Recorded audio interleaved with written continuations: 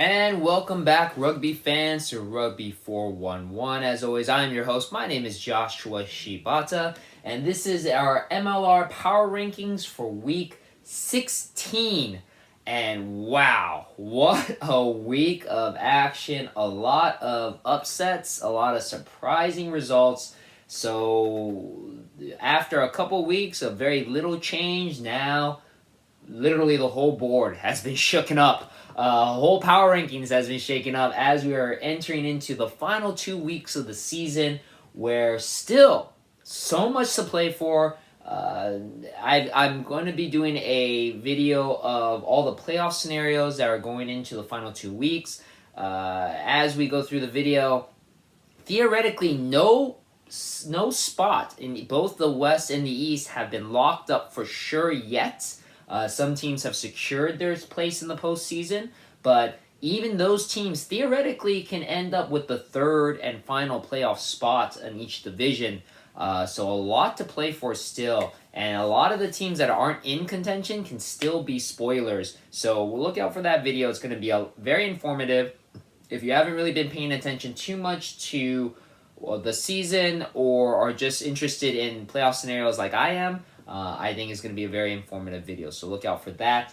As always, these power rankings are not based off of win-loss record, where the teams are standing in the conference, because if they were, especially the top two, would be completely different. It's based on who I feel is the stronger team that week, what you do on the field and on the pitch, and also who your opponent is, who you beat, where you're playing, if it's at home or if it's away. As we all know, home field advantage does exist in Major League Rugby. So lots of things to factor in, and it's all been shaken up. This is going to be the third time in a row. I think it's the first time this has ever happened where the number one spot has changed again. So let's go through it. A spot that has not changed, sadly, for Dallas Jackals are still your number 13 team at the very bottom. They actually played pretty competitively, or I don't know if it was pretty competitively, with the reigning and defending MLR champions, the LA Guiltinis, keeping LA to 7-7 at the very at halftime. And as an LA fan, it drove me nuts that the game was going the way that it was. Both sides have been playing very sloppy, but Dallas had a lot of firepower in them. Unfortunately, though, just not the talent. And once LA came out of the half, LA just let the fireworks go. And in the end, Dallas lost 56-12. So going from 7-7 to 56-12. Again, it's a long season for Dallas. It's almost near the end. I just really don't see them winning anything. They will probably go the rest of the season winless, and so they dropped and they stay at number 13. Now, a team that's also very familiar with the bottom, unfortunately, Nola Gold, who slide down the spot from number 11 to a very familiar number 12. They played against San Diego, and honestly, I was kind of surprised because this was at the Nola Gold. Now, granted, Nola has had a horrible record at home. They've only won one game, which was last week, but that win kind of surprised me so much that I felt that they could probably win against San Diego. Unfortunately, that did not happen, and actually, they looked really horrible against San Diego, losing 42-12. That one and the actions of the team that's going to be a spot above them is what I shift them down, because the number 11 team moved up a spot despite losing Old Glory DC, because Old Glory looked like a world beater. They just did not have enough in the end. What an exciting game. There was literally no defense in that game. As the scoreline was 59-42 against the Houston SaberCats. The most points ever scored between two teams in a Major League Rugby game, 101 combined points. 6 tries total from Old Glory. Renato Roberts-Sonata was amazing. He had 2 tries of his own. there was an odd red card by Api Malakantani, who's actually a very, very good player, a very important player for Old Glory. He punched a Houston SaberCat player, so he got a red card. The suspension from the disciplinary committee has been handed down to Api. He's going to be suspended for 3 weeks, so he's pretty much done for the season. He might even miss, theoretically, one game in next season. But that's a huge loss for Glory. Rohan Sofoloy, I gotta mention as well, their fly half did very well that day too. 5 for 6 off of the tee. Old Glory had a lot of punching power and looked great, just come up a little bit short against the Houston SaberCats. Number 10 is the Seattle Seawolves, your two-time MLR champions who were on a bye, so they didn't get to move through all this madness. They stayed in place. The first real big upset was the Austin Gilgronis. Your top team was the top team in the Western Conference, dropping down all the way from number 4 to the number 9 spot after suffering a huge loss to the Utah Warriors in Zion Field. They lost 22-8. Austin just looked very, very flat. I know playing in Zion because Utah has that high elevation, but man, Austin just looked horrible. And again, at such an important time in the season where playoff spots are still at a premium. Granted, Austin has a spot in the playoffs secured, but they don't have the number 1 spot. There's a possibility they may not even have the number 2 spot. So that loss to Utah is huge. It also allowed another team to jump over them, and quite possibly, if they run the gamut for the next 2 games, could possibly earn that number 1 spot in the Western Conference. So Austin, that was sitting at number 1 for the longest time in the West, drops down. They were sitting at number 4 in our power rankings, drops all the way down to number 9. Also, another team that dropped down, we thought this was going to be the biggest drop. This is actually the biggest drop, is Rugby New York, dropping all the way from number 2 to number 8 with their loss. With their shocking loss.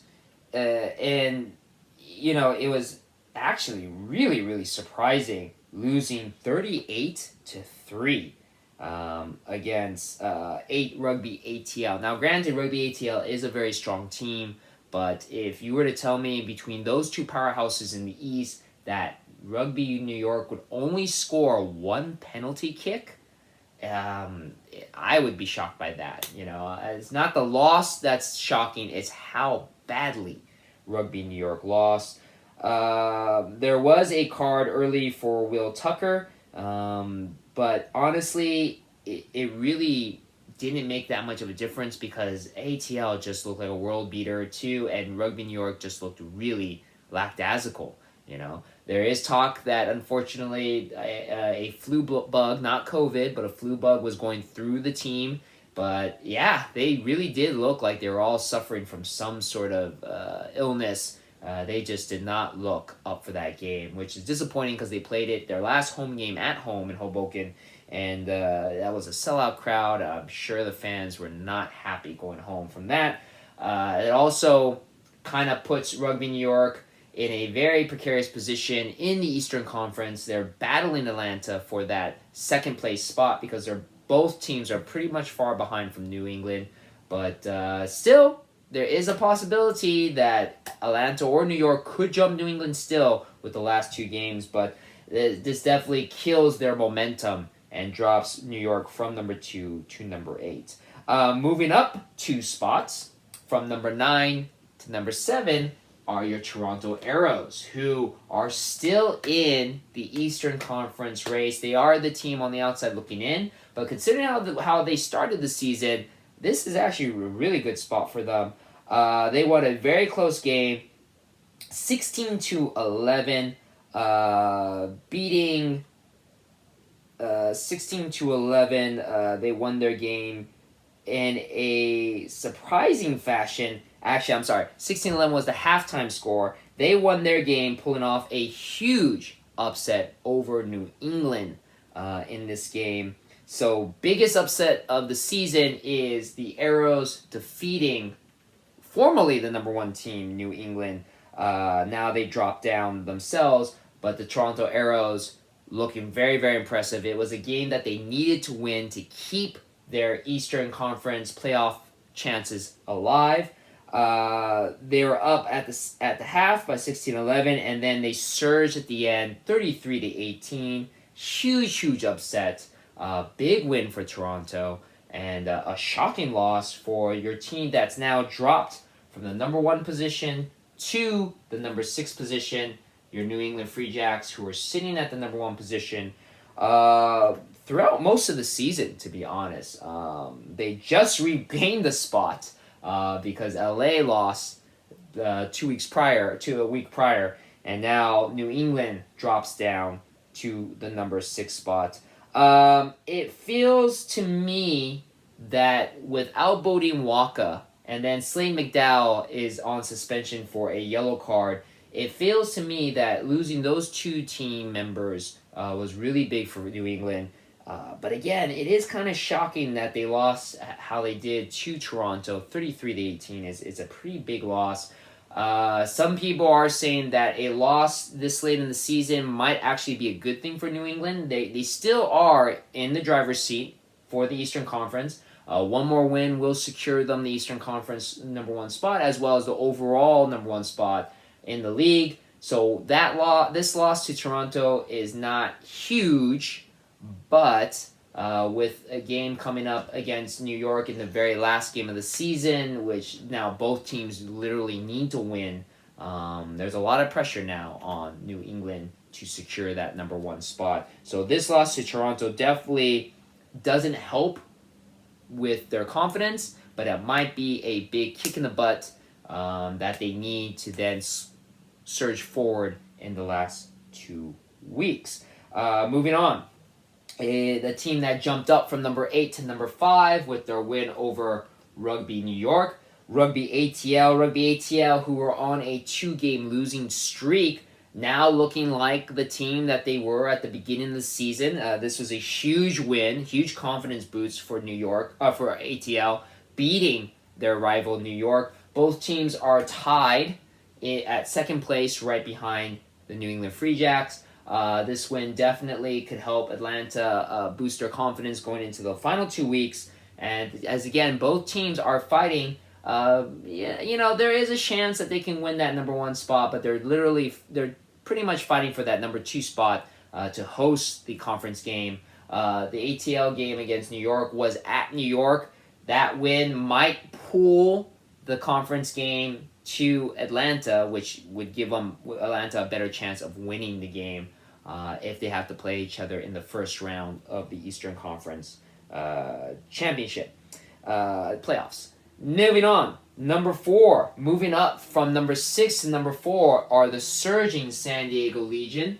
As much as I don't want to accept the fact that San Diego is doing so well, they are peaking at just the right time after defeating LA. They go on to the road to completely dominate. Completely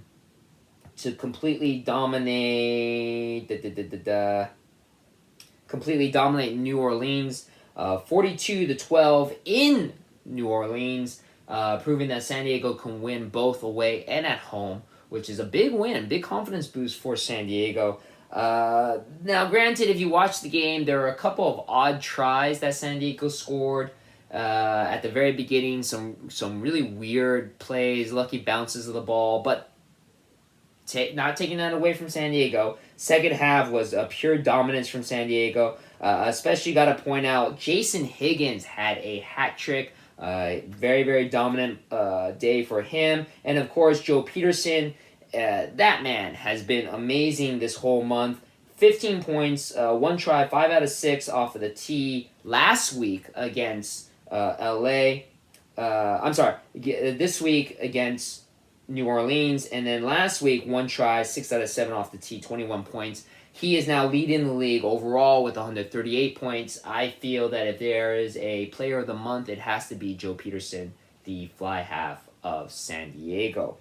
Moving up from the number 7 spot, number 3 is your Utah Warriors, who are now finally looking like the team that I predicted they were going to look like from the beginning of the season. It's a little unfortunate that they are starting to play like the Utah Warrior team that they're supposed to play so late in the season and so far removed from the playoffs. They have no shot at the playoffs at all. They're one of 2 teams. Them and Dallas are the only 2 teams in the West that theoretically are out of the running. But they are still winning games and still a very dangerous team to play. I'm kind of, as an LA fan, I'm kind of scared about Utah because LA has to play Utah next in Zion Field. But Utah looked great, beating down what was the number 1 team of the Western Conference, the Gilgronis, 22-8 at home. A very impressive win that jumps them up 4 spots from number 7 to number 3. And now your number 2 and number 1 teams, granted, kind of moving up because of the losses of the teams ahead of them, New England, New York, but still deserving. I mean, your reigning defending MLR champions, the LA Guillotines, are the number 1 team in the Western Conference. So, not surprising they're at the number 2 spot. But the interesting for our power rankings, and we'll go back to LA, but the power rankings, Houston is number 1. Even though Houston is theoretically ranked number 3 in the Western Conference. But Houston, just like Utah, have been looking like a great team. Honestly, actually, this is kind of scary for LA. Houston, Utah, and San Diego have all been looking really, really good as we're leading into the playoffs. Houston won a very, very entertaining game. Like I said, the most points scored by 2 teams in Major League Rugby, 101 points against Old Glory. Now, granted, the fact that it was kind of a close game through all out against Old Glory made me kind of hesitant to put them at number 1. But at the same time, LA struggled in the first half against Dallas before surging away in the second half to make the score 56-12. I didn't feel Utah or San Diego, as good as their wins were enough to jump them over LA and Houston. So we'll just have Houston and LA come up. But either way, it's still going to be interesting because, again, this upcoming weekend of games, you have the number 2 and number 3 power ranking teams playing off against each other. So still some fun, exciting games to come in the next couple of weeks, especially as the playoffs are looming in. And wow, I mean, look at the board now. It is far different than what it was a week ago. I also believe this is the first time that throughout this season, the East has been pretty much dominating the power rankings. Now we have, I feel, the first time this whole season, all 4 of the top spots go to Western Conference teams, and then the East kind of slowly following up. But again, you also have 3 teams in the running for the playoffs. Utah is the odd team out, but again, Utah actually playing really, really well. And then you have 4 teams that are fighting for the 3 spots in the Eastern Conference, with Toronto kind of in a far distant 4th. But you do have all 4 teams. Austin is the only odd one out because of such a big loss that they suffered against Utah. So they're sitting down there. So those are my rankings. Sorry, it was a little discombobulated a little bit, but this is it. I feel it's getting really, really exciting as we're leading into the last 2 weeks of the season. Once again, I did create a video of the playoff scenarios that we have coming up, so be on the lookout for that if you want to see exactly how your favorite team could make the playoffs. Because again, theoretically, just a few teams are out of the running: Old Glory, Dallas, Nola, and Utah. But the rest of the teams are all still in the running. You have 8 teams in the running for 6 playoff spots. Actually 9, I'm sorry. 9 teams in the running for 6 playoff spots. So it is getting very, very exciting. So once again, thank you very much for watching my power ranking videos. Let me know what you think about in the comments. If you agree, disagree, if your favorite team is here. And as always, I will see you on the pitch.